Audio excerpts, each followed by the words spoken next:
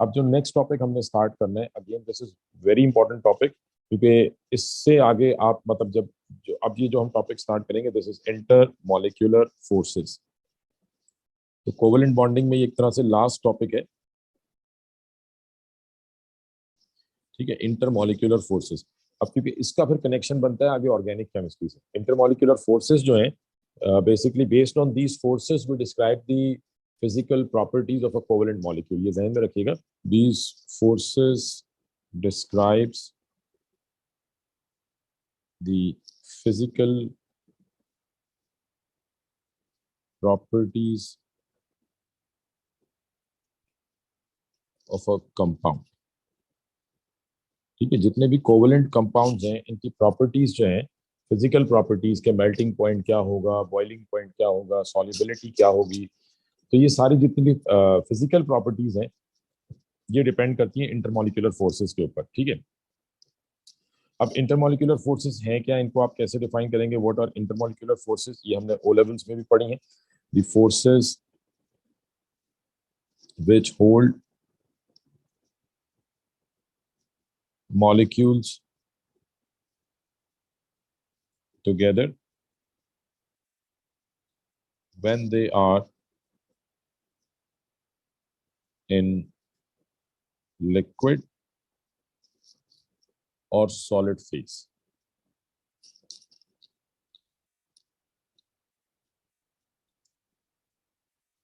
ठीक है, the forces which hold molecules together when they are in liquid or solid phase, यानी आप simple ये कह रहे हैं कि वो फोर्सेस जो, यानी जब वाटर मॉलिक्यूल लिक्विड या सॉलिड फेज में जाएंगे तो उस टाइम पे वाटर मॉलिक्यूल्स के दरमियान जो अट्रैक्शंस होंगी, suppose this is a water molecule और ये दूसरा वाटर मॉलिक्यूल है, तो when these water molecules are in liquid और गैसियस फेज, तो इनके दरमियान में जो कनेक्शंस डेवलप होंगे, these connections are known as intermolecular forces. अब ये लाजमी नहीं कि सिर्फ लिक्विड या सॉलिड फेज में होंगे, ऑब्वियसली ये गैसियस फेज में भी मौजूद होते हैं, बट वहां पे ये फोर्सेस इतनी स्ट्रांग नहीं होती। ठीक है, जब ये पार्टिकल्स, जब ये सब्सटेंस लिक्विड या सॉलिड फेज में आते हैं तो these molecules are very much close to each other, तो एट दैट टाइम आपको मतलब ये कह लें कि ये काफी सिग्निफिकेंट फोर्सेस हो जाती हैं, तो देन आप इनको ऑब्जर्व कर सकते हैं।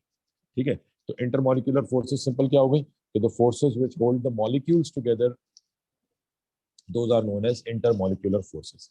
ठीक है, अब ये हमने ओ लेवल्स में भी डिस्कस की है इंटरमॉलिक्यूलर फोर्सेस। यहाँ पे हमने पढ़नी है टाइप्स ऑफ इंटरमॉलिक्यूलर फोर्सेस। ठीक है, तो बेसिकली हम जो अब डिस्कस करने जा रहे हैं that is types of intermolecular forces.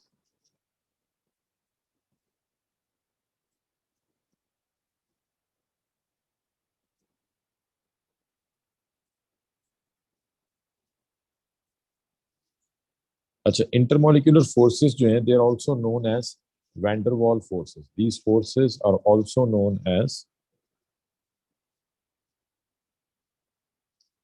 are also known as van der Waal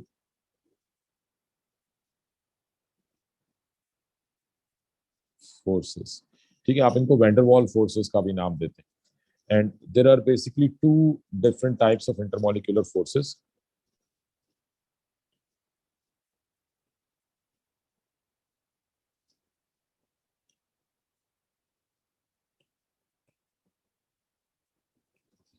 ठीक है, हमने दो किस्म की इंटरमॉलिक्यूलर फोर्सेस पढ़नी है। Number one is instantaneous dipole,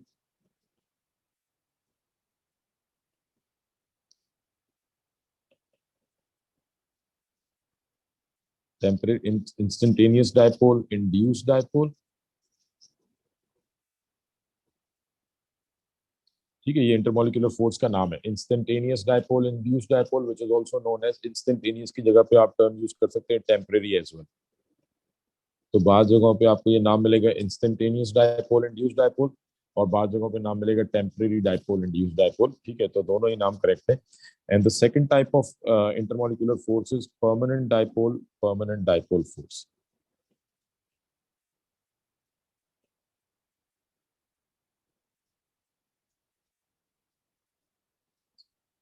ठीक है जी, तो ये दो डिफरेंट टाइप के हमें फोर्सेस मिलती हैं, instantaneous dipole, induced dipole, and permanent dipole, permanent dipole. अच्छा, फिर परमानेंट डायपोल में ही एक और हम टाइप जो है वो बना लेते हैं। बेसिकली पहले तो हम इसको 3 टाइप्स करके पढ़ते थे, बट लास्ट ईयर जब सिलेबस चेंज हुआ है तो जो थर्ड टाइप है उसको परमानेंट डायपोल का एक स्पेशल केस बना दिया गया है। यानी हम कहते हैं कि परमानेंट डायपोल में एक और स्पेशल केस आ जाता है जिसको आप as a third type of intermolecular force भी कंसिडर कर सकते हैं, and this is known as hydrogen bonding. तो हाइड्रोजन बॉन्डिंग क्या है? It is a special case of permanent dipole, special case of permanent dipole force. ठीक है जी, यहां तक बात समझ में आ रही है बेटा? अब क्या होती है वो हम आगे चल के डिस्कस करते हैं, बट यहां तक कोई क्वेश्चन किसी का? सर क्लियर है, कोई क्वेश्चन नहीं है। हाँ जी, सबको क्लियर है? ठीक है, तो ये तो सिंपल हमने टाइप्स को मतलब डिफाइन कर दिया कि इंटरमॉलिक्यूलर फोर्सेस कितने टाइप्स की हैं, 3 टाइप्स की हैं।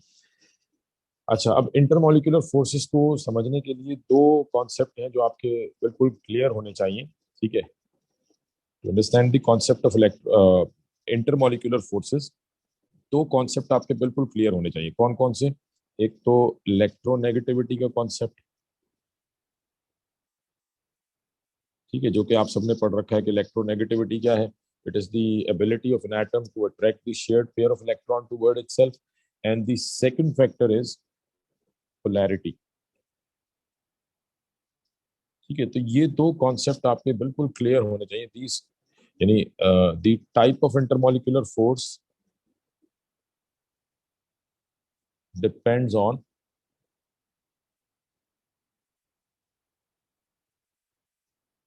These 2 factors. ठीक है, तो किसी भी मॉलिक्यूल के दरमियान कौन सी टाइप की इंटरमॉलिक्यूलर फोर्स होगी, परमानेंट डायपोल होगी, या इंस्टेंटेनियस डायपोल इंड्यूस्ड डायपोल होगी, या हाइड्रोजन बॉन्ड होगा, तो वो डिसाइड करने के लिए आपको देखनी पड़ेगी इलेक्ट्रोनेगेटिविटी, देखनी पड़ेगी एंड पोलैरिटी देखनी पड़ेगी। अब पीएन वैल्यूज की तो बात हम पहले भी कर चुके हैं, बट अब जरा थोड़ा सा हम पोलैरिटी को डिटेल में आके देखते हैं, क्योंकि हमने कहा था कि covalent compound based on polarity कितने टाइप के होते हैं? 2 टाइप्स के। 2 टाइप्स के, कौन कौन से? पोलर कोवेलेंट कंपाउंड और non polar covalent compound. Polar covalent compounds and non polar covalent compounds. ठीक है, तो based on polarity there are 2 different types of, based on polarity there are 2 different types of covalent compounds। ठीक है, 2 किस्म के covalent compounds होते हैं। Number 1 is polar and number 2 is non polar. तो पोलर कोवेलेंट कंपाउंड्स कौन से होते हैं? जिनमें चार्जेस डेवलप हो जाते हैं, पार्शियल चार्जेस आ जाते हैं। जैसे HCl की हमने एग्जांपल ली थी कि Cl पे पार्शियल नेगेटिव है, हाइड्रोजन पे पार्शियल पॉजिटिव है। और नॉन पोलर क्या होते हैं? जिनमें कोई चार्ज नहीं होता, where the difference of electronegativity is 0। ठीक है, तो ये पोलर नॉन पोलर का कॉन्सेप्ट हमने डिस्कस किया था। अच्छा, अब एक छोटा सा आपका टेस्ट समझ लें कि लेट सपोज मैं यहाँ पे कुछ मॉलिक्यूल्स लिखता हूँ और आपने आइडेंटिफाई करना है कि which of these molecules are polar and which of the molecules are non polar. ठीक है, तो पहले मैं यहाँ पे कुछ मॉलिक्यूल्स लिख लेता हूँ। Hydrogen, chlorine, ICl, NH3, CH4, H2O, carbon dioxide, HF। ठीक है, चले, ये कुछ मॉलिक्यूल्स हैं हमारे पास। अब आपने मुझे ये बताना है कि which of these molecules are polar and which of these molecules are non polar. ठीक है, चले जी बताएं। हाइड्रोजन क्या है? पोलर है। Sir non polar. Hydrogen non polar है। यानी एक तो चीज हम पहले ही डिस्कस कर चुके हैं कि जितने भी यानी डायटोमिक मॉलिक्यूल जो है ये 2 टाइप के हो सकते हैं, या तो होमोन्यूक्लियर होंगे या फिर हेट्रोन्यूक्लियर होंगे।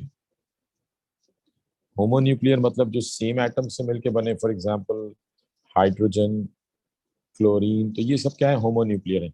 और हेट्रोन्यूक्लियर HF, HCl, तो होमोन्यूक्लियर मॉलिक्यूल जितने भी होंगे they would always be non polar, क्योंकि इलेक्ट्रोनेगेटिविटी का डिफरेंस सेम होगा। और हेट्रोन्यूक्लियर मॉलिक्यूल जितने भी होंगे ये सब के सब क्या होंगे, पोलर होंगे। तो इस हिसाब से मुझे पता है कि हाइड्रोजन जो है it would fall in non polar molecule. ठीक है, हाइड्रोजन क्या हो जाएगा, hydrogen molecule would be a non polar molecule. Chlorine क्या होगा, Cl2 On polar. Non polar. ICl iodine chloride Polar. Polar होगा, बिकॉज ICl में आयोडीन और क्लोरीन की इलेक्ट्रोनेगेटिविटी डिफरेंट होगी। बताएं किसकी इलेक्ट्रोनेगेटिविटी ज्यादा होगी, आयोडीन की या क्लोरीन की? क्लोरीन की। वजह, क्लोरीन की। रीजन? दोनों की सेम होगी क्योंकि दोनों सेवेंथ वो है उसमें। हाँ जी, सेम होगी, ज्यादा होगी, कम होगी, क्या होगा बताएं? सर ब्रो उसका आयोडीन का रेडियस ज्यादा होगा और क्लोरीन का कम होगा, तो ये फैक्टर होता है इलेक्ट्रोनेगेटिविटी। जी, हमने तीन फैक्टर्स पढ़े थे कि इलेक्ट्रोनेगेटिविटी जो है it affects bye atomic radius, nuclear charge and shielding effect. और फिर हमने ट्रेंड भी पढ़े थे कि किसी भी ग्रुप में डाउन द ग्रुप इलेक्ट्रोनेगेटिविटी कम होती है क्योंकि एटॉमिक रेडियस बढ़ता है, शील्डिंग इफेक्ट बढ़ता है। तो down the group electronegativity decreases and across the period electronegativity increases, बढ़ती है। उसकी वजह क्या है, क्योंकि न्यूक्लियर चार्ज बढ़ रहा होता है। याद है बेटा ये? जी सर। जी ठीक है ना? सर। तो इस हिसाब से chlorine would be more electronegative than iodine because down the group electronegativity कम होती है, आयोडीन ग्रुप में नीचे है क्लोरीन से। तो Cl would be more electronegative, तो दैट मीन Cl पे चार्ज पार्शियल नेगेटिव होगा और आयोडीन पे चार्ज पार्शियल पॉजिटिव होगा। अच्छा, अब ये जो पोलर मॉलिक्यूल्स होते हैं ना, मतलब इनको हम डायपोल भी कहते हैं, they're also known as dipole, क्योंकि ये दो पोल्स बन गए, पार्शियल पॉजिटिव पोल डेवलप हो गया, पार्शियल नेगेटिव, तो दो पोल्स बन गए, तो we can also call them dipole. ठीक है, और खैर हमारे सिलेबस में नहीं है, but we actually calculate the charge as well कि इसके ऊपर कितना चार्ज है। This quantity is known as dipole moment. ठीक है, डायपोल मोमेंट। जैसे फिजिक्स में, मुझे नहीं पता वैसे आपने पढ़ा होगा या नहीं, बट मैग्नेटिक मोमेंट जैसे कैलकुलेट करते हैं ऐसे हम चार्ज का मोमेंट भी जो है वो कैलकुलेट करते हैं। कैसे कैलकुलेट करते हैं वो उस डिटेल में जाने की जरूरत नहीं है because that is not part of our syllabus. But dipole या डायपोल मोमेंट जो है ये वेक्टर क्वांटिटी। ठीक है, अब क्योंकि ये वेक्टर क्वांटिटी है तो इसका मतलब मैग्नीट्यूड के साथ साथ इसका कुछ ना कुछ डायरेक्शन भी होगा। ठीक है, और डायपोल का जो डायरेक्शन है ये हम शो करते हैं फ्रॉम पॉजिटिव टूवर्ड्स नेगेटिव। यानी अगर मुझसे कहा जाए कि what is the direction of the dipole moment in ICl, तो मैं कहूंगा from iodine towards chlorine, this is the direction of dipole moment from positive partial positive toward partial negative. समझ आ रही है ये बात? जी सर। ठीक है, तो अब ये जो ICl है ये क्या हो गया, this is polar molecule, ICl polar molecule है। हाँ जी, अब बताएं NH3 क्या होगा, पोलर या नॉन पोलर? क्योंकि अब तक हमने पोलैरिटी जितनी भी डिस्कस की है डायटोमिक मॉलिक्यूल्स को लेके की है, दो से ज्यादा एटम वाले मॉलिक्यूल हमने डिस्कस ही नहीं किए। बट जरा देखना ये है कि आप में से कोई बताता है या नहीं। हाँ जी, व्हाट वुड सर बी आप अमोनिया? इलेक्ट्रोनेगेटिविटी का नंबर बता दें। इलेक्ट्रोनेगेटिविटी का नंबर बता दूं, उससे क्या करेंगे आप? वो तो सर है डिफरेंस निकालेंगे उससे। भाई, देखें डिफरेंस तो है ना, ऐसा तो नहीं है कि EN वैल्यू सेम है। नाइट्रोजन की जो इलेक्ट्रोनेगेटिविटी होगी वो ऑब्वियसली हाइड्रोजन से ज्यादा होगी। तो वैल्यू आप ना भी देखें तो भी आप ये मुझे बता सकते हैं कि जो बॉन्ड है नाइट्रोजन हाइड्रोजन के दरमियान, जो बॉन्ड है ये पोलर बॉन्ड है because nitrogen is more electronegative. ऐसा ही है? जी सर। ठीक है, नाइट्रोजन की इलेक्ट्रोनेगेटिविटी ज्यादा होगी तो इसका मतलब नाइट्रोजन जो है ये पार्शियल नेगेटिव होगा, हाइड्रोजन पार्शियल पॉजिटिव होगा। ऐसे ही ये जो बॉन्ड है ये भी पोलर होगा। ठीक है, इसमें भी हाइड्रोजन जो है ये पार्शियल पॉजिटिव होगा। सिमिलरली ये जो बॉन्ड है ये भी पोलर होगा। तो all three bonds in NH3 are polar. अब जरा मेरी बात अच्छी तरह से समझिएगा। ठीक है, हम ये कह रहे हैं कि all three bonds in ammonia are polar. ठीक है, देखिए जब तक डायटोमिक मॉलिक्यूल था, जैसे ICl था, ICl वो जो डायटोमिक मॉलिक्यूल, तो इसमें एक होती है बॉन्ड पोलैरिटी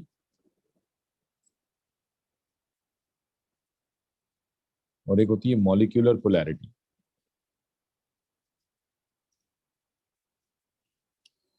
ठीक है। If we have a diatomic molecule तो ये दोनों टर्म सेम ही होंगी, क्योंकि एक ही बॉन्ड है, तो अगर बॉन्ड पोलर होगा तो मॉलिक्यूल भी पोलर होगा।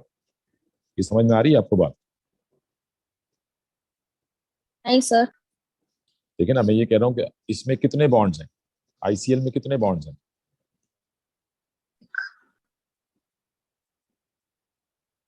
हाँ जी, आईसीएल में कितने बॉन्ड्स हैं? एक। एक बॉन्ड है।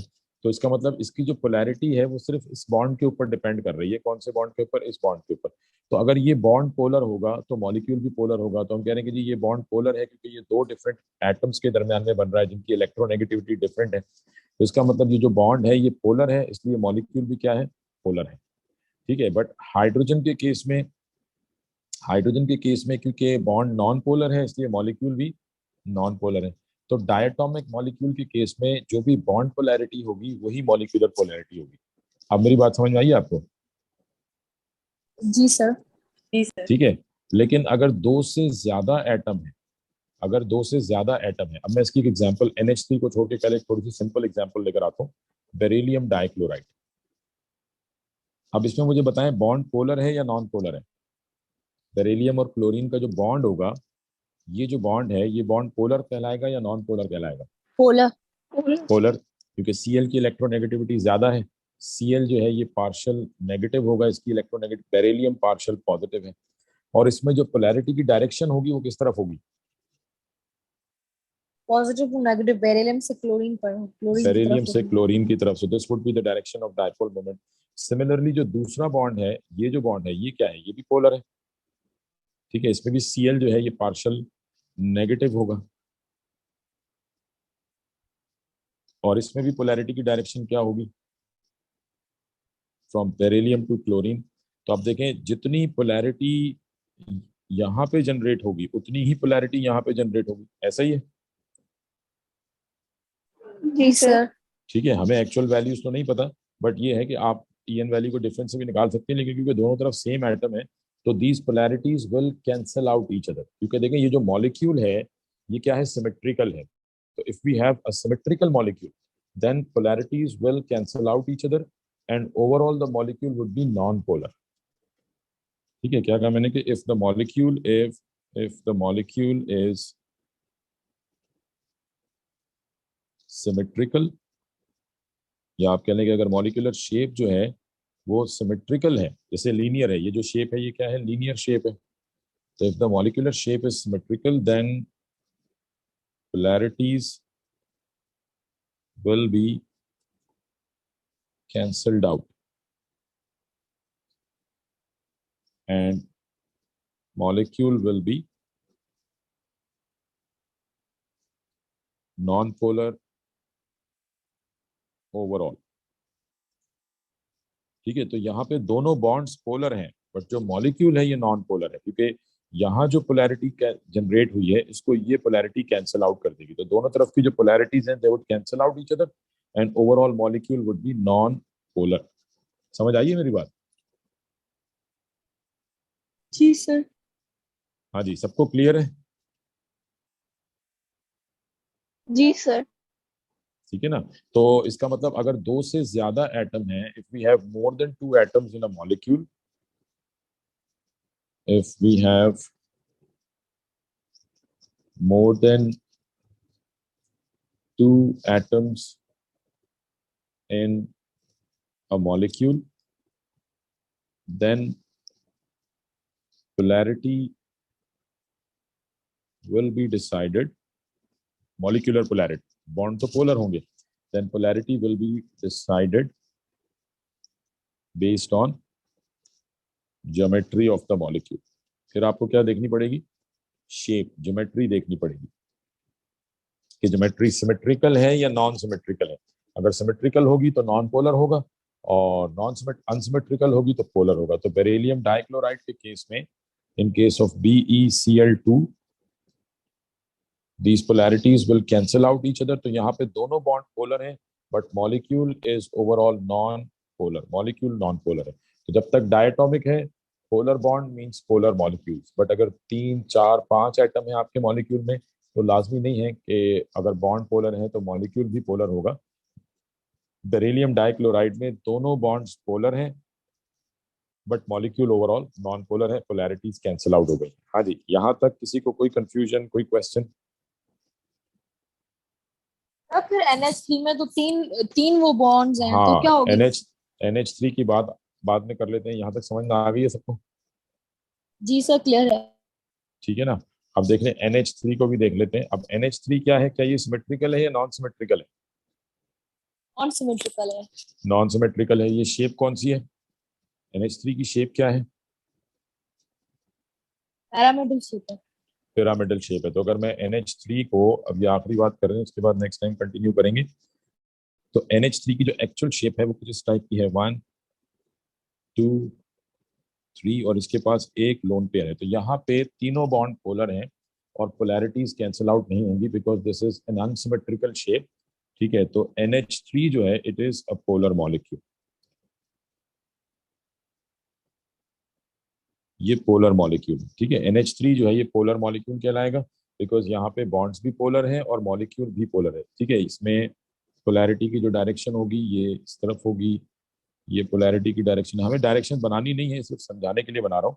ठीक है, फिर ऑब्वियसली ये भी पोलर है। ठीक है, तो अब यहाँ पे क्या है, पोलैरिटीज कैंसिल आउट नहीं हो रही, अनसिमेट्रिकल शेप है, तो ये पोलर मॉलिक्यूल होगा। तो अगर मॉलिक्यूल सिमेट्रिकल है तो नॉन पोलर, और अगर मॉलिक्यूल अनसिमेट्रिकल है, सिमेट्रिकल है तो नॉन पोलर, और अगर अनसिमेट्रिकल है तो पोलर मॉलिक्यूल। बाकी अब कौन कौन सी शेप्स होंगी पोलर या नॉन पोलर वो फिर नेक्स्ट टाइम डिस्कस कर लेंगे। यहाँ तक समझ में आ गई ये बात सबको? जी सर, क्लियर है। हाँ जी, सबको क्लियर है? कोई क्वेश्चन इसमें? नहीं सर, क्लियर है। तो first type of intermolecular force क्या है? Instantaneous dipole induced dipole.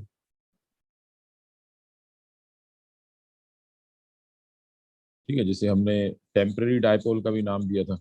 तो अब basically instantaneous dipole, induced dipole या टेम्पररी डायपोल कह लें आप इसको, this is the weakest type of intermolecular force. ठीक है, पहली चीज जो आपको इसमें ध्यान में रखनी है, ऑल्दो हमने ये लास्ट टाइम डिस्कस किया था कि इंटरमॉलिक्यूलर फोर्सेस आर, मतलब basically they are weak forces, but then यानी आप कह लें कि इनमें भी स्ट्रेंथ जो है वो वेरी करती है। एंड इंस्टेंटेनियस डायपोल जो है ये weakest type of intermolecular force है। तो this is the weakest type of intermolecular force. यानी इंटरमॉलिक्यूलर फोर्सेस जितनी भी है उसमें जो सबसे वीक फोर्स है that is instantaneous dipole induced dipole.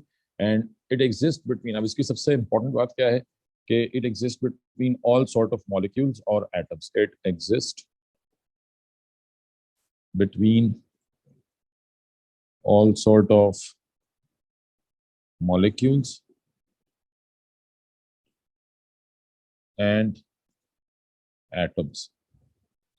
ठीक है, इंस्टेंटेनियस डायपोल जो है it exist between all sort of molecules and, यानी चाहे आपका मॉलिक्यूल पोलर हो या नॉन पोलर हो, उसमें आपको ये जो फोर्स है ये लाजमी मिलेंगी। ठीक है, इंस्टेंटेनियस डायपोल इंड्यूस्ड डायपोल जो है ये most common type of force भी आप कह सकते हैं कि it is the most common type of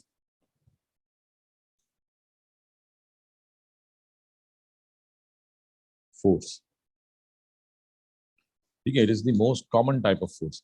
तो मतलब ये आपको हर किस्म के मॉलिक्यूल्स और एटम्स में, इवन जो मोनोएटॉमिक गैसेज हैं वहां भी आपको ये फोर्स ऑफ अट्रैक्शन जो है वो मिलेगी। अब इसका रीजन क्या है?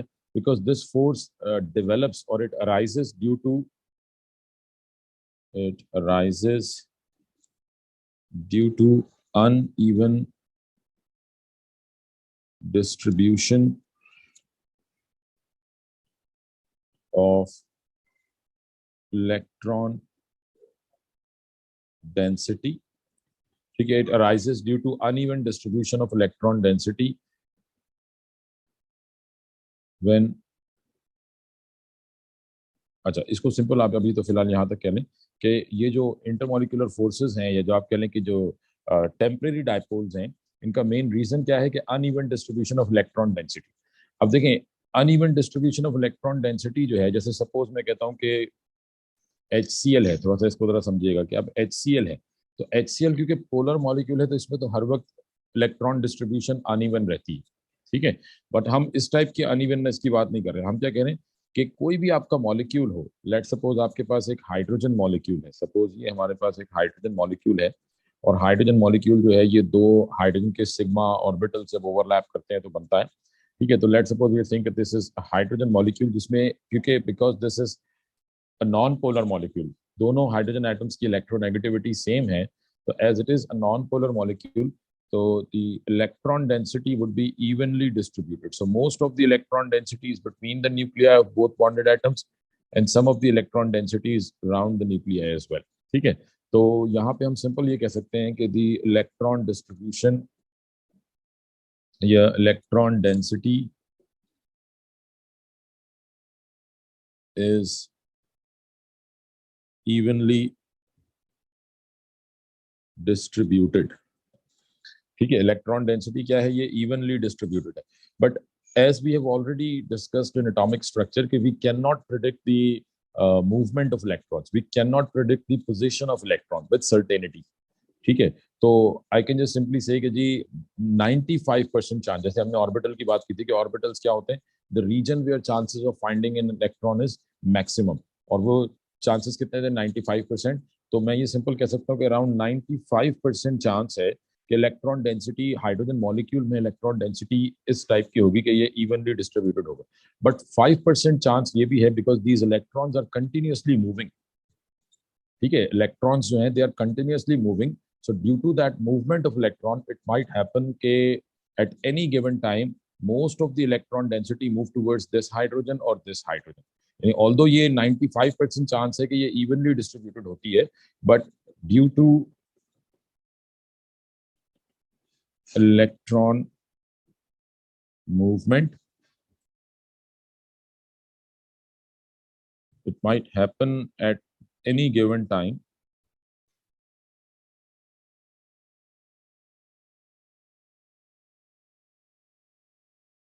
that most of the electron density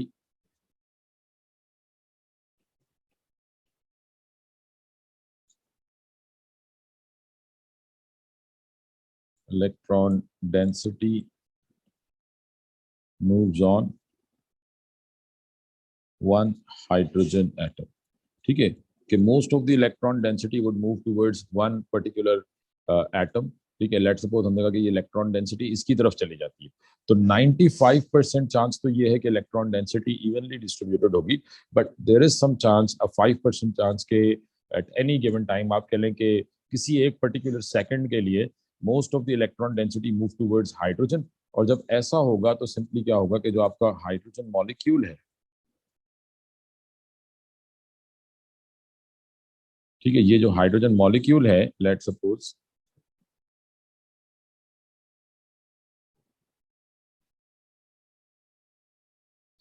हम कहते हैं कि जी दिस इज हाइड्रोजन मॉलिक्यूल, तो अब इस हाइड्रोजन मॉलिक्यूल में आपने कहा कि जी most of the electron density at any given time ये इस तरफ को शिफ्ट हो गई। ठीक है, और यहाँ पे इलेक्ट्रॉन डेंसिटी कम है, तो अब ऐसा जब होगा कि most of the electron density jumps on one side, तो अब सिंपली क्या हो गया कि ये जो आपकी साइड है, this particular hydrogen atom this gets partially negative और this gains partial negative charge, and this hydrogen will gain partial positive charge, और अगले ही सेकंड में ये फिर दोबारा, क्योंकि ये इलेक्ट्रॉन कंटिन्यूसली मूव कर रहे हैं ना, तो किसी एक पर्टिकुलर सेकंड के लिए इलेक्ट्रॉन एक साइड को सारे के मतलब आप कह लें इलेक्ट्रॉन डेंसिटी जो है वो एक तरफ को बढ़ गई, जिसकी वजह से वो साइड पार्शियल नेगेटिव हो गई, दूसरी साइड पार्शियल पॉजिटिव हो गई, बट अगले ही सेकंड में ये इलेक्ट्रॉन डेंसिटी फिर वैसी हो जाएगी जैसे पहले थी। ठीक है, but for that particular second, उस एक सेकंड में जो चार्जेस डेवलप हुए हैं, तो हम कहेंगे कि ये जो हाइड्रोजन मॉलिक्यूल है it becomes a temporary dipole. ये क्या बन गया, टेम्परेरी डायपोल। तो ये जो अनइवन डिस्ट्रीब्यूशन हुई है, this is not because of difference of electronegativity, it is due to the movement of electron. ठीक है, तो जैसे हमने कहा था कि it arises due to uneven distribution. ठीक है, ये जो इंस्टेंटेनियस डायपोल्स हैं, it arises due to uneven distribution of electron density because of the electronic movement, not because of electron not because of electronegativity but due to electron movement, के electron movement की वजह से at any given time it might happen कि एक non polar molecule भी polarise हो जाए for a very brief period of time. जी बेटा, ये समझ में आ रही है बात? जी सर। जी सर। ठीक है जी। तो हमने कहा कि मतलब किसी भी एक पर्टिकुलर सेकंड के लिए या सेकंड से भी कम टाइम के लिए ये जो हमारा हाइड्रोजन मॉलिक्यूल है ये क्या हो गया, पोलराइज हो गया। And this type of molecule is known as temporary dipole. ठीक है, क्योंकि ये मूवमेंट की वजह से, इलेक्ट्रॉन की मूवमेंट की वजह से इलेक्ट्रॉन डेंसिटी यहाँ पे आई है। This becomes partial negative, this becomes partial positive, but अगले ही सेकंड में ये इलेक्ट्रॉन डेंसिटी फिर दोबारा यहाँ आ जाएगी और ये जो पोल्स हैं ये खत्म हो जाएंगे, ये फिर दोबारा आप कह लेंगे अनपोलराइज्ड हो जाएगा। But for now this is a temporary dipole. अब अगर ये हाइड्रोजन मॉलिक्यूल कंप्लीट आइसोलेशन में होता, ठीक है, if this hydrogen molecule was in complete isolation, तो हम कहते हैं कि अगले ही सेकंड में ये फिर दोबारा चार्ज लूज कर देता। But what if we have, let's suppose कि अगर हमारे पास एक ऐसा सिलेंडर मौजूद है, सपोज हमारे पास ये एक कंटेनर है और इस कंटेनर में let's say we have 1 mole hydrogen gas. So that means कितने मॉलिक्यूल्स मौजूद हैं यहाँ पे हाइड्रोजन के? 6 into 10 power 23. 6.02 into 10 power 23 molecules जो हैं ये मौजूद हैं।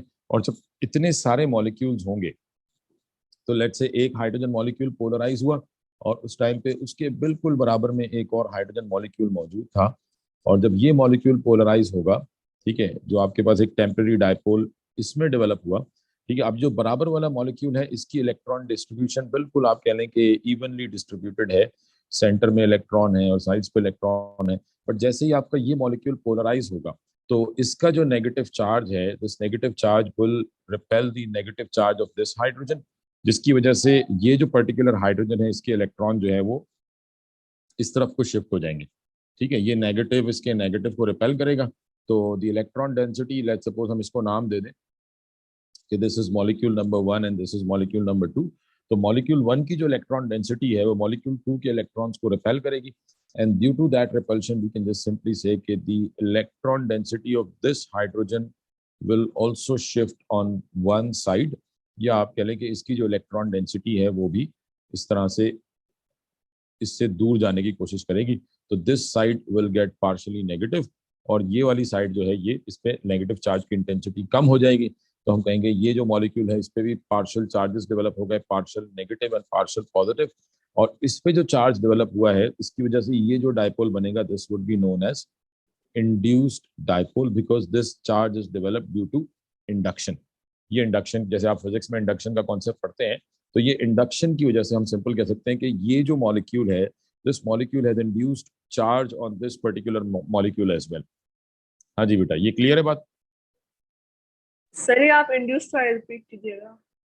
यानी जिस तरह से आप इंडक्शन पढ़ते हैं ना फिजिक्स में कि एक चार्ज दूसरे पार्टिकल को जो है वो मतलब दूसरे सब्सटेंस को चार्ज पार्टिकल में कन्वर्ट करता है, तो सेम ऐसे ही हम यहाँ पे देख रहे हैं कि ये जो इलेक्ट्रॉन्स हैं, अब जब बराबर में ये मॉलिक्यूल मौजूद होगा तो ये इलेक्ट्रॉन इसके मॉलिक्यूल इसके इलेक्ट्रॉन्स को रिपेल करेंगे। ऐसा ही होगा।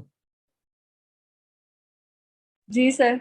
नेगेटिव चार्ज को रिपेल करता है और इस रिपल्शन की वजह से ये जो हाइड्रोजन है इसके इलेक्ट्रॉन इस मॉलिक्यूल 1 के इलेक्ट्रॉन से दूर जाएंगे। यानी आप कह लें कि they would shift on the right hand side, right side पे मॉलिक्यूल के राइट साइड पे शिफ्ट हो जाएंगे।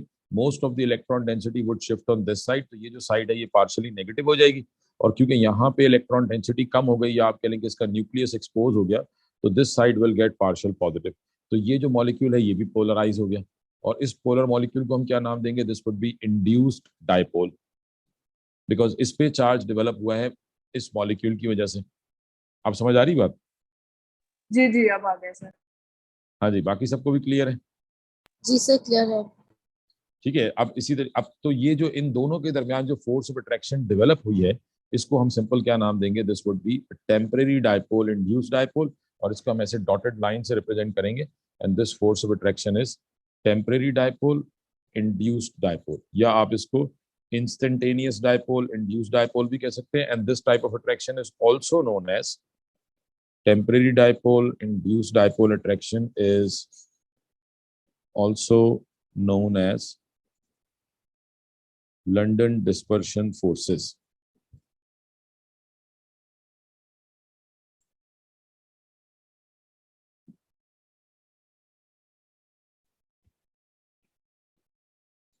ठीक है, this temporary dipole induced dipole is also known as London dispersion forces.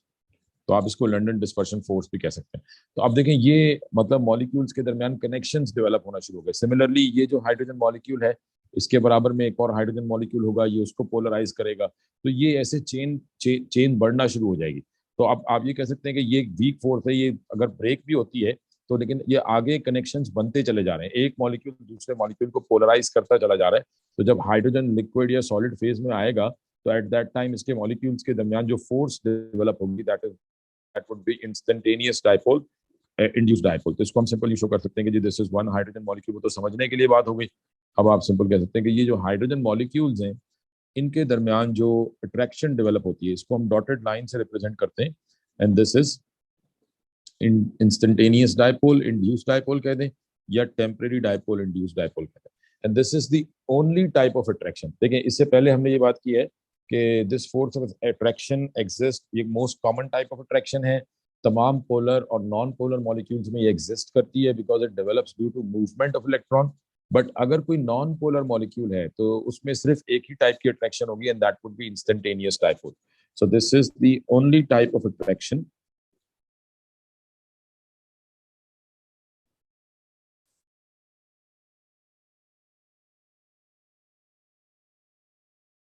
which develops between non polar molecule. यानी अगर कोई नॉन पोलर मॉलिक्यूल आपको दिया जाए तो उसमें अगर आपसे पूछा जाए कि what type of intermolecular force exist between this non polar molecule, so the answer would be instantaneous dipole, temporary dipole, और temporary dipole, induced dipole, और induced dipole, induced dipole, कुछ भी नाम दे दें। तो नॉन पोलर मॉलिक्यूल्स में सिर्फ ये फोर्स होती है, and this is the weak force, it is easier to break. But ये जितने ज्यादा मॉलिक्यूल होंगे ये तमाम मॉलिक्यूल्स के दरमियान ये फोर्स डेवलप होगी। ठीक है, और इसको आप किससे रिप्रेजेंट करेंगे? डॉटेड लाइन से रिप्रेजेंट करेंगे। हाँ जी, यहां तक बात क्लियर है? जी सर। ठीक है, तो अब हम सिंपल कह सकते हैं कि the physical properties of the physical properties of non-polar molecules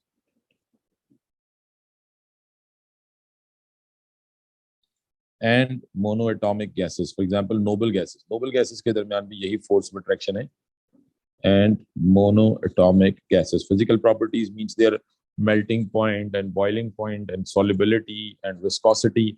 So the physical properties of non-polar molecules and monoatomic gases depends on strength of temporary dipole, induced dipole. ठीक है, नॉन पोलर मॉलिक्यूल्स की जो physical properties हैं ये किस पर depend करेंगी? It depends on strength of temporary dipole, कितना स्ट्रॉन्ग टेम्परेरी डाइपोल जो है वो डेवलप हुआ है। तो अब नेक्स्ट जो हमने बात करनी है that is factors that affect the strength of temporary dipole, induced dipole. Factors that affect the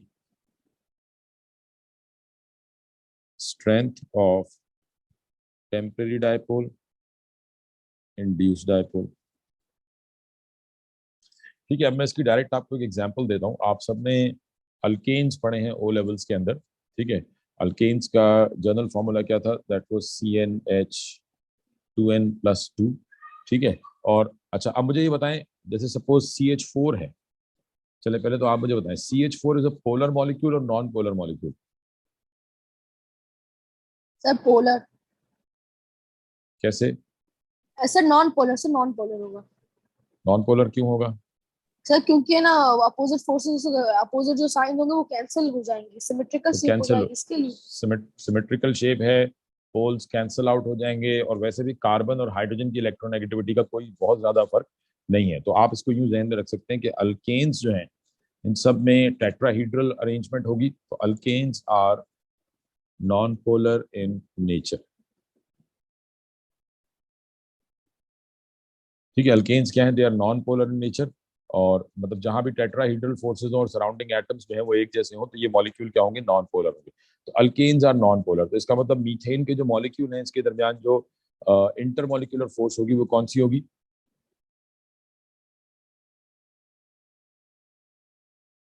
temporary dipole and induced dipole.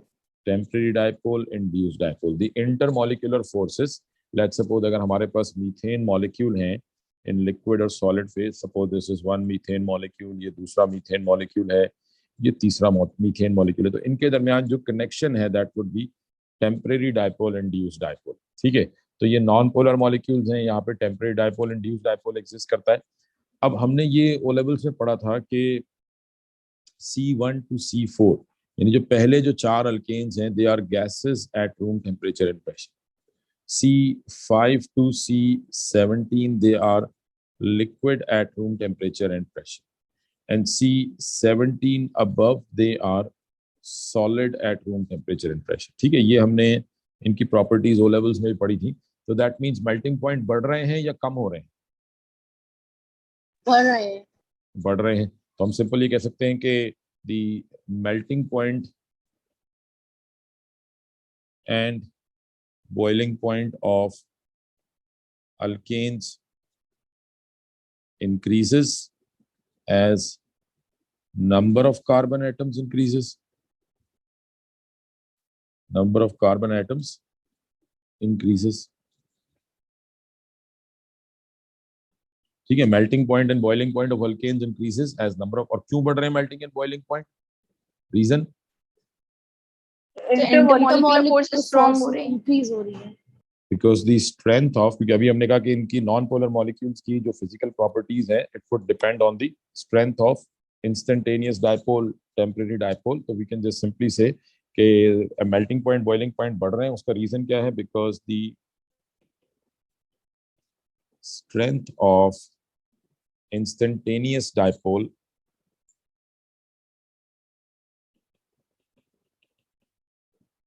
Is increasing. अब इंस्टेंटेनियस डायपोल की स्ट्रेंथ क्यों बढ़ रही है? वजह क्या हो सकती है?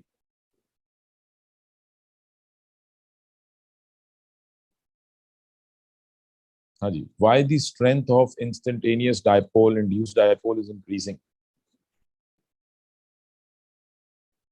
What is the reason? Because number of chain increase हो रही है इसके लिए।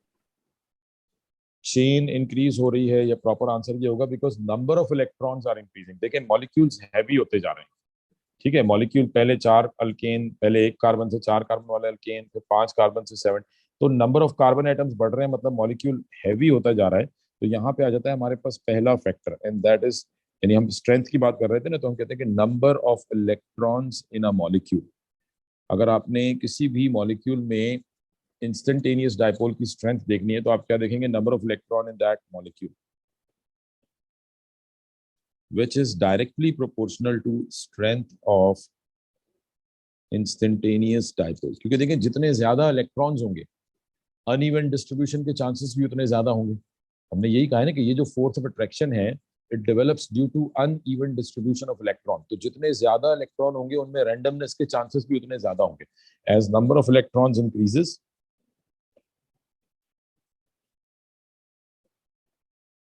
their randomness also increases। ठीक है, जब नंबर ऑफ इलेक्ट्रॉन बढ़ेंगे तो उनकी रैंडमनेस भी बढ़ेगी। तो stronger temporary dipoles will develop and therefore melting point rises। हाँ जी, ये पॉइंट समझ में आया है? सर आप इनकी रैंडमनेस थोड़ी एक्सप्लेन करेंगे?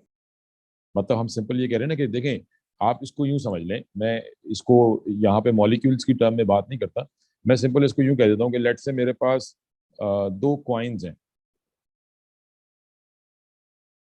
ठीक है, दो कॉइन्स हैं, तो अब इन दो कॉइन्स को अगर हम फ्लिप करते हैं, ठीक है, तो मतलब हमारे पास कितने पॉसिबल आउटकम्स आ सकते हैं? सपोर्ट यानी कि कितने पॉसिबल आउटकम्स हो सकते हैं? या तो दोनों का हेड आ जाए, या दोनों का टेल आ जाए, या फिर एक का हेड आ जाए और एक का टेल आ जाए। ऐसा ही है? जी सर।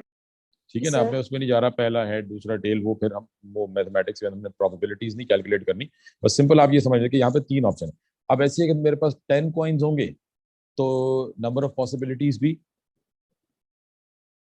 बढ़ जाएंगी, कम हो जाएंगी? ज्यादा ज्यादा होगा। बढ़ जाएंगी।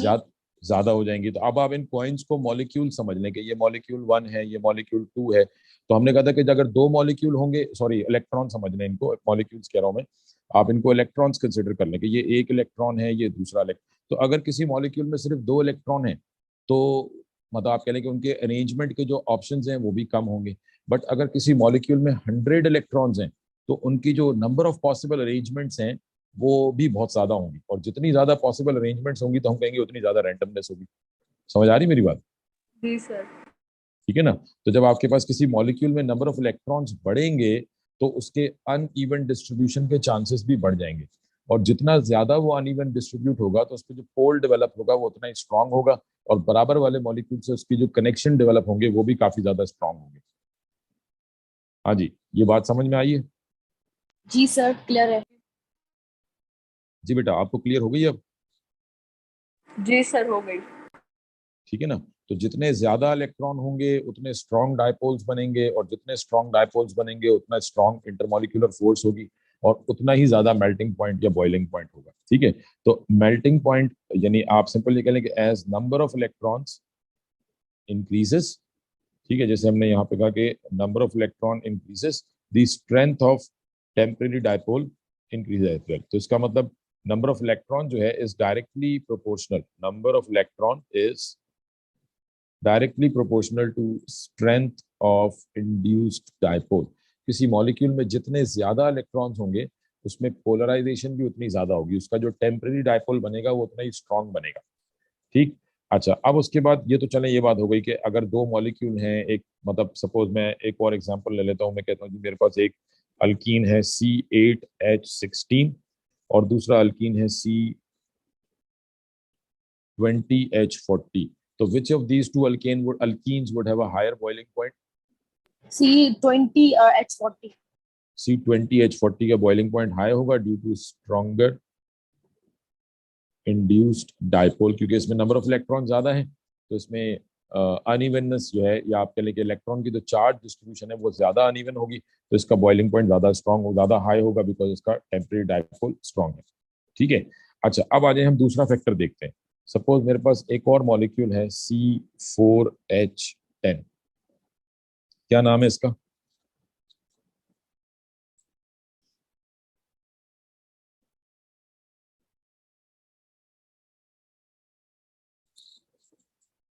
हाँ जी, C4H10 का नाम क्या है?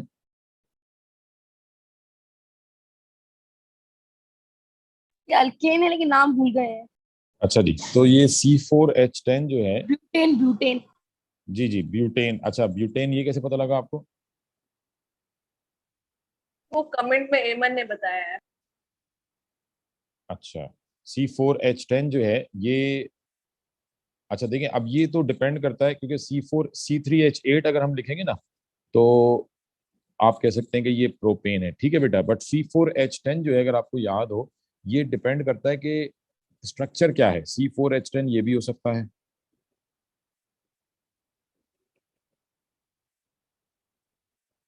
ठीक है, ये C4H10 है, और C4H10 ये भी हो सकता है,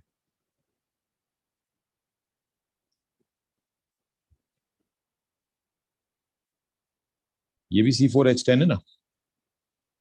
जी सर। जी। तो इसका नाम क्या है? ये ब्यूटेन मिथाइल है, प्रोपेन। Methyl propane. ठीक है, और ये है मिथाइल प्रोपेन। तो ये दोनों मॉलिक्यूल्स क्या कहलाते हैं? आइसोमर्स। आइसोमर्स, ठीक है, because they have same molecular formula but different structure. तो butane and methyl propane are isomers of each other. ठीक है, ये हमारे पास ब्यूटेन है और ये मिथाइल प्रोपेन है। तो ब्यूटेन एंड मिथाइल प्रोपेन जो है ये दोनों आपस में क्या है? They are isomers of each other, ये आपस में आइसोमर्स हैं।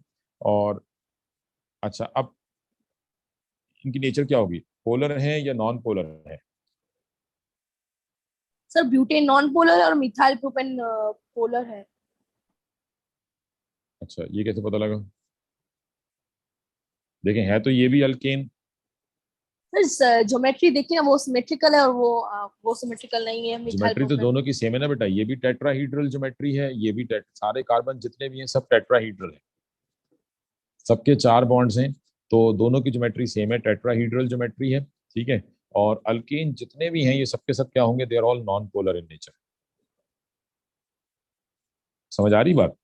अल्केन्स, जब भी आपसे कोई भी अल्केन के बारे में क्वेश्चन हो तो अल्केन्स ये हमेशा नॉन पोलर होंगे, ठीक है। तो अल्केन्स जो है ये नॉन पोलर इन नेचर है। तो अब butane and methyl propane they are non polar, तो दैट मींस यहाँ पे जो टाइप ऑफ इंटरमॉलिक्यूलर फोर्स होगी दैट वुड बी, कौन सी होगी? Temporary. Instantaneous dipole, induced dipole या टेम्परेरी डायपोल, इंड्यूस्ड डायपोल कहते हैं। तो अब अगर आपसे पूछा जाए कि जी which of these two molecules would have a higher boiling point, butane और methyl propane? Methyl propane. Methyl propane. अच्छा, अब देखिए इनका मास तो सेम है, इनमें नंबर ऑफ इलेक्ट्रॉन्स सेम है, जितने इलेक्ट्रॉन यहाँ पर हैं उतने ही इलेक्ट्रॉन यहाँ पर हैं, तो नंबर ऑफ इलेक्ट्रॉन्स तो सेम है, तो यहाँ पे नंबर ऑफ इलेक्ट्रॉन वाला फैक्टर तो नहीं आएगा।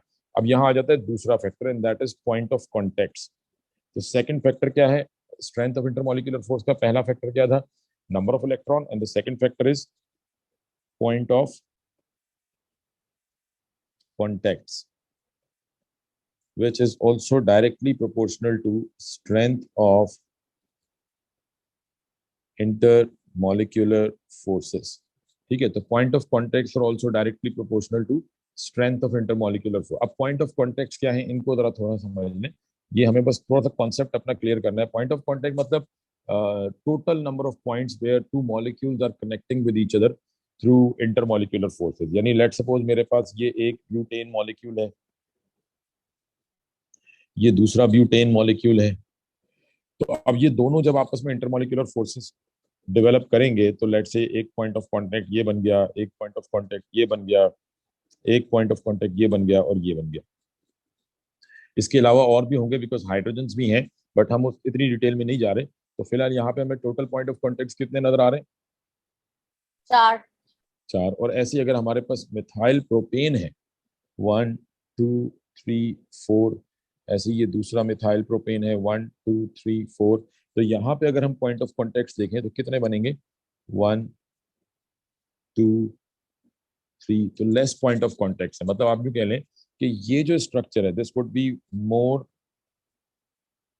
Compact structure due to more point of contact, यानी ये जो स्ट्रक्चर है ये ज्यादा क्लोज आ सकता है, बट यहाँ पे क्योंकि लेस पॉइंट ऑफ कॉन्टेक्ट हैं और प्लस यहाँ पे गैप भी रहेंगे, आप जितना भी इस मॉलिक्यूल को क्लोज लेकर आए इसके दरमियान में गैप्स आएंगे, तो this would be a less compact structure. तो जो स्ट्रेट चेन आइसोमर है that would have more point of contact, और जितने ज्यादा पॉइंट ऑफ कॉन्टेक्ट होंगे उतना स्ट्रॉन्गर इंस्टेंटेनियस डाइपोल डेवलप होगा, तो मेल्टिंग पॉइंट मतलब बॉइलिंग पॉइंट भी जो है वो उतना ही ज्यादा होगा। ये बात समझ में आई है बेटा? जी सर। हाँ जी, सबको क्लियर है? जी सर। ठीक है जी। तो मतलब सिंपल आपने ये ध्यान में रखना है कि जहां पे मतलब पहला फैक्टर क्या है, नंबर ऑफ इलेक्ट्रॉन्स, जिसके नंबर ऑफ यानी नंबर ऑफ इलेक्ट्रॉन्स कह दें या एमआर कह दें, तो if number of electrons are higher in a particular molecule तो उसकी strength of instantaneous dipole strong होगी। बट अगर नंबर ऑफ इलेक्ट्रॉन सेम है then we would look at point of contact. फिर आप क्या देखेंगे? पॉइंट ऑफ कॉन्टेक्ट देखेंगे कि किसके पॉइंट ऑफ कॉन्टेक्ट ज्यादा है। जितने ज्यादा पॉइंट ऑफ कॉन्टेक्ट होंगे उतना स्ट्रॉन्ग इंटरमॉलिक्यूलर फोर्स जो है वो डेवलप होगी। तो इस लिहाज से हम सिंपल ये कह सकते हैं कि straight chain isomers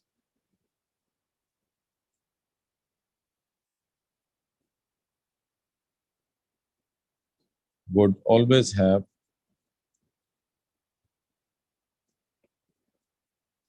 higher boiling point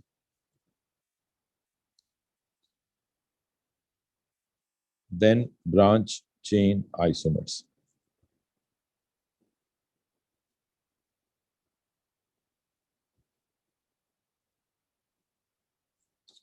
due to more point of contacts। जी बेटा, यहां तक बात क्लियर है सबको? किसी को इसमें कोई कंफ्यूजन, कोई क्वेश्चन? सर क्लियर है। तो second type of intermolecular forces, permanent dipole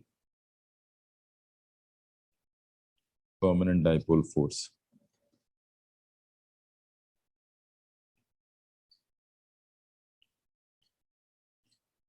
ठीक है, तो परमानेंट डाइपोल को हम सिंपल कैसे डिफाइन करेंगे कि this is the type of intermolecular force which exist between polar covalent molecules. जैसे इंस्टेंटेनियस डाइपोल था, वो तो आपने कहा था कि जी किसी दो मॉलिक्यूल्स के दरमियान, चाहे वो पोलर हो या नॉन पोलर हो, उसमें आपको इंस्टेंटेनियस डाइपोल्स मिलेंगे। लेकिन अगर सिर्फ नॉन पोलर है तो उसमें फिर the only type of intermolecular force is instantaneous dipole. लेकिन ये जो परमानेंट डाइपोल्स हैं, it exist between polar covalent molecules। ठीक है जी, it exist between polar covalent molecules. तो अगर आपके पास कोई पोलर कोवेलेंट मॉलिक्यूल्स हैं तो बेसिकली उनके दरमियान जो इंटरमॉलिक्यूलर फोर्स होगी, that would be the permanent dipole force would also be present there. Instantaneous dipole तो होगी ही, but in addition to instantaneous dipole, they would have permanent dipole as well. For example, if we have hydrogen chloride, HCl, ठीक है जी, HCl। Now HCl में जो electron distribution है, वो आप कह लें कि हर वक्त आपको, या आप कह लें कि थ्रू आउट जो है ये अनइवन मिलेगी आपको। ठीक है, HCl में किसी भी टाइम पे अगर हम इसको ऑब्जर्व करें तो इसमें जो इलेक्ट्रॉन डिस्ट्रीब्यूशन होगी, it will always be uneven distributed, and the reason is not the movement of electron, the reason is the difference of electronegativity। ठीक है, हमें मालूम है कि जी HCl में Cl की इलेक्ट्रोनेगेटिविटी ज्यादा है, this is more electronegative. Hydrogen की इलेक्ट्रोनेगेटिविटी कम है, इस पे पार्शियल पॉजिटिव चार्ज है, तो जिस पे पार्शियल नेगेटिव चार्ज है वो इलेक्ट्रॉन्स को अपनी तरफ ज्यादा अट्रैक्ट करेगा। तो Cl पे इलेक्ट्रोनेगेटिविटी ज्यादा होने की वजह से इसकी तरफ इलेक्ट्रॉन ज्यादा मूव करेंगे। तो इन HCl electron distribution will always be unequal, या आप कह लें कि इसमें पोलराइजेशन जो है वो आपको हर वक्त मिलेगी। ये ऐसा नहीं है कि अगर आप इसको आइसोलेशन में ले जाए तो इसके ऊपर से चार्जेस हट जाएंगे। ठीक है, HCl में, इन HCl molecules, the uneven distribution of electron is due to difference of electronegativity। all right, this is due to difference of electronegativity। तो then we can say कि अगर हमारे पास दो HCl मॉलिक्यूल हैं तो ये दूसरा HCl होगा, इस पे भी चार्जेस होंगे। And let's suppose if we have another HCl molecule, तो इसके ऊपर भी चार्जेस डेवलप होंगे। तो अब इन HCl मॉलिक्यूल्स के दरमियान जो इंटरमॉलिक्यूलर फोर्स डेवलप होगी, इसको हम अगेन डॉटेड लाइन से रिप्रेजेंट करेंगे, बट दिस टाइम आपने पार्शियल चार्जेस भी शो किए। तो अब ये जो इंटरमॉलिक्यूलर फोर्स है, this is known as permanent dipole force. यानी ये जो HCl है, this is a permanent dipole. HCl जो है ये परमानेंट डाइपोल है। तो जो मतलब आप कह लें कि सिंपल के दो परमानेंट डाइपोल्स के दरमियान जो अट्रैक्शन डेवलप होगी, we call it permanent dipole force. ठीक है, समझ आ रही है बात? जी सर, समझ आ रही है। ठीक है, तो ये जो सिंपल हमने परमानेंट डाइपोल, मतलब अगर आपको इंस्टेंटेनियस डाइपोल क्लियर हो गए हैं तो परमानेंट डाइपोल को समझने में ऐसा कोई प्रॉब्लम नहीं होगी। मतलब ये और ज्यादा सिंपल है क्योंकि यहाँ पे ऑलरेडी चार्जेस डेवलप्ड हैं। तो हमें सिंपल ये देखना है कि जी चार्जेस मौजूद हैं, तो इसका मतलब यहाँ पे किसी भी दो पोलर मॉलिक्यूल्स के दरमियान में हमेशा जो टाइप ऑफ इंटरमॉलिक्यूलर फोर्स होगी, that would be permanent dipole in addition to instantaneous dipole. Instantaneous dipole भी यहाँ पे मौजूद होंगे, लेकिन परमानेंट डाइपोल जो है वो डिफरेंस ऑफ इलेक्ट्रोनेगेटिविटी की वजह से मौजूद है। Now, permanent dipole force is a stronger force as compared to temporary dipole. Permanent dipole force is a stronger force as compared to instantaneous dipole induced dipole। ठीक है, बट इसमें कुछ चीजों का आपको ख्याल रखना पड़ेगा। मतलब अब जो नेक्स्ट जो हमने बात करनी है, ये बहुत इंपॉर्टेंट डिस्कशन है जो अब हम करने जा रहे हैं। यानी अब हम थोड़ा सा मॉलिक्यूल्स को कंपेयर करते हैं। लेट्स सपोज मेरे पास दो मॉलिक्यूल्स हैं। लेट्स से हमने CH3 CH2 CH2 CH3, क्या नाम है इसका? Sir butane. ब्यूटेन, और इसका एमआर कितना है?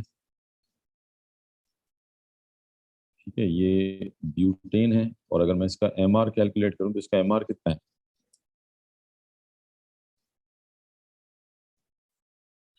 12 मल्टीप्लाई बाय 4, 4 कार्बन है, प्लस 3 5 6 7 8 9 3 4 5 9 10 हाइड्रोजन हैं। तो टोटल कितना हो गया? 48 plus 10, that is equals to 58। तो इसका एमआर कितना हो गया? 58। अब ब्यूटेन क्या है, पोलर है या नॉन पोलर है? नॉन पोलर है। नॉन पोलर मॉलिक्यूल है, ठीक है, because butane is a non polar molecule, तो दैट मीन्स ब्यूटेन में जो टाइप ऑफ इंटरमॉलिक्यूलर फोर्स है दैट इज इंस्टेंटेनियस डाइपोल, और ये हम कल वाली क्लास में ऑलरेडी डिस्कस कर चुके हैं, इंस्टेंटेनियस डाइपोल। अब ये दोबारा हमने यहाँ पे क्यों बनाया, इसका रीजन है, लेट्स से अब मैं इसको कंपेयर करूँ with another molecule, CH3C double bond O CH3. Now this type of structures we will study them in organic chemistry. This is basically a ketone, जैसे ये अल्केन फैमिली बिलोंग करता है, ऐसे ये कीटोन फैमिली से belong करता है। Ketones क्या होते हैं ये हम ऑर्गेनिक में पढ़ेंगे, फिलहाल मैं इसका डायरेक्ट नाम जो है वो यहाँ पे मेंशन कर रहा हूँ, this is known as propanone. तो अब अगर आपसे कहा जाए कि जी प्रोपेनोन का एमआर कितना है, what is the MR of propanone?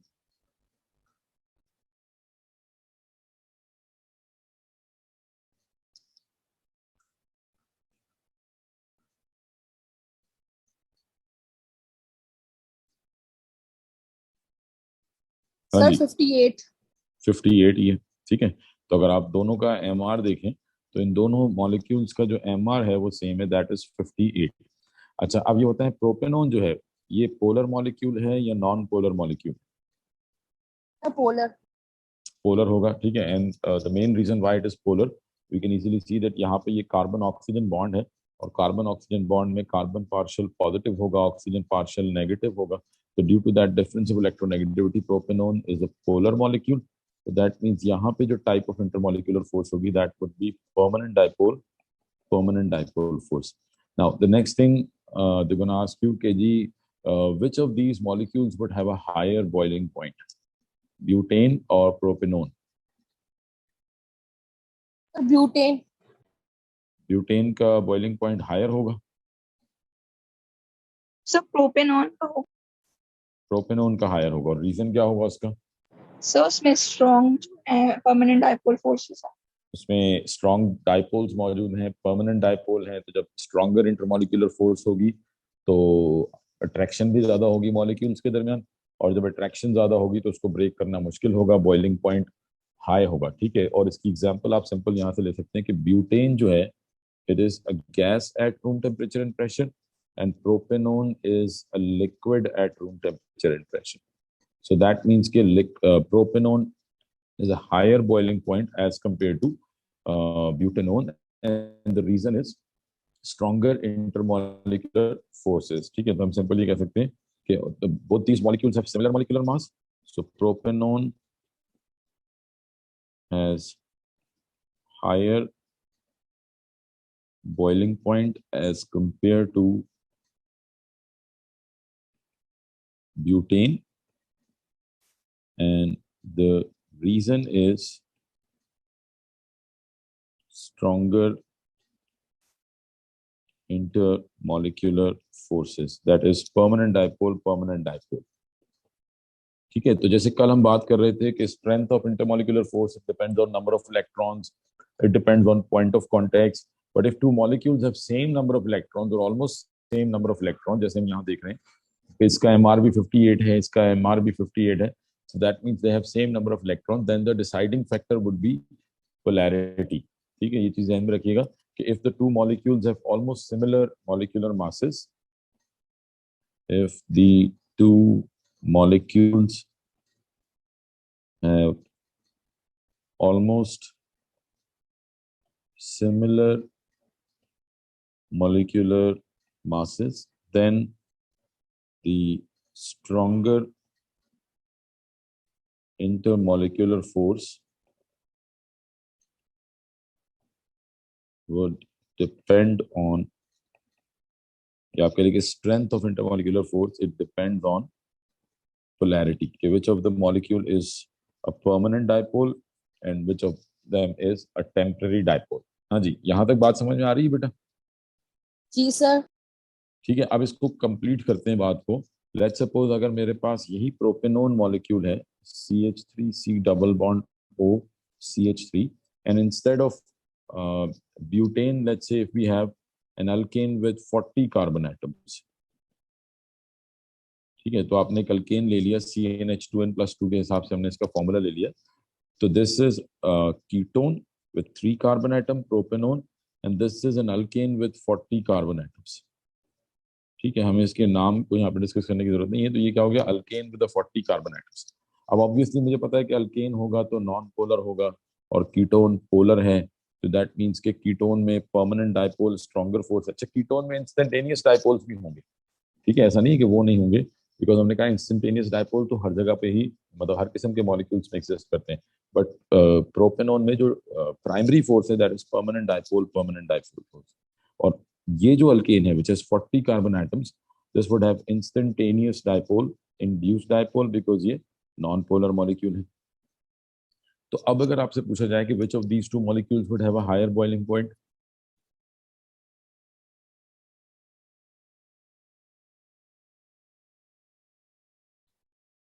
हाँ जी, इन दो में से किसका बॉइलिंग पॉइंट हायर होगा? सर अल्केन का होगा ना.